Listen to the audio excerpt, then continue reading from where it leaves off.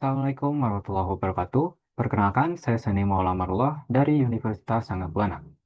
Pada kesempatan ini, saya akan mempresentasikan penelitian berjudul Kamis Clustering untuk pengelompokan stok komoditas pasar tradisional di Kabupaten Sumedang. Fokus penelitian ini adalah bagaimana data transaksi pasar bisa dimanfaatkan untuk pengelolaan stok yang lebih efisien dan berbasis data. Permasalahan utama yang melatar belakangi penelitian ini ada tiga. Pertama, penurunan jumlah pengunjung pasar karena banyak masyarakat beralih ke belanja online.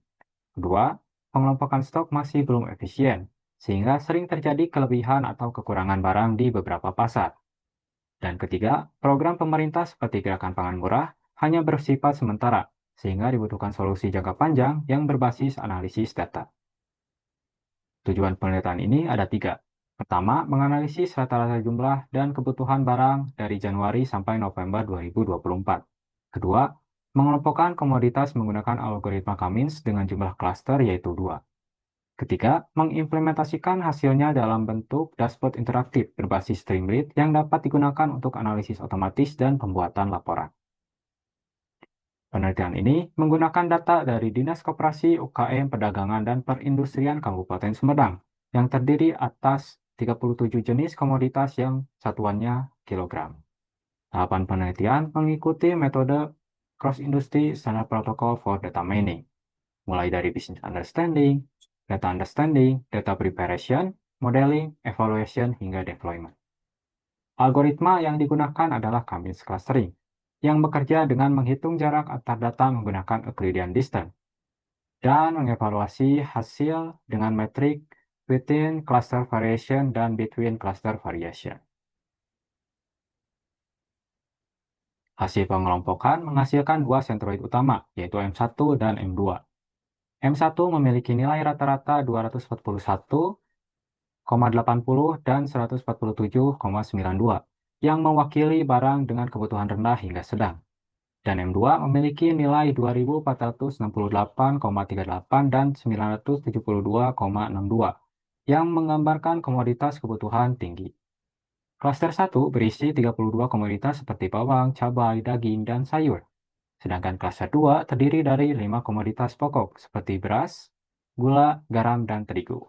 Ini menunjukkan perbedaan yang jelas antara barang konsumsi harian dan kebutuhan pokok utama. Dan terkait evaluasi dilakukan menggunakan tiga metrik, within cluster variation, between cluster variation, dan rasio yang membandingkan antara between dan within.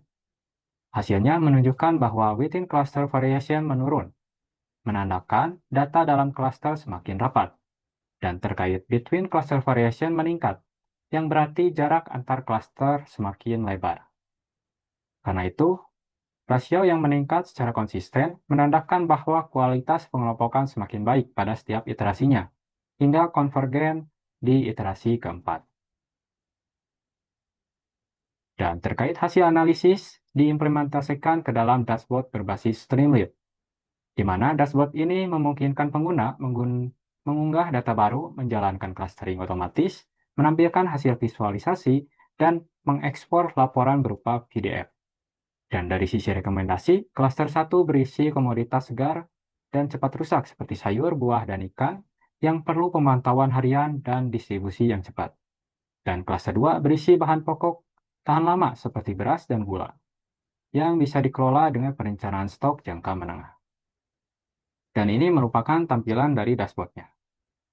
Berdasarkan hasil penelitian, kami clustering dengan K-nya sama dengan 2 berhasil membentuk dua kelompok komoditas dengan pemisahan yang jelas dan rasio yang membandingkan atau antara between cluster variation dan within cluster variation yang meningkat.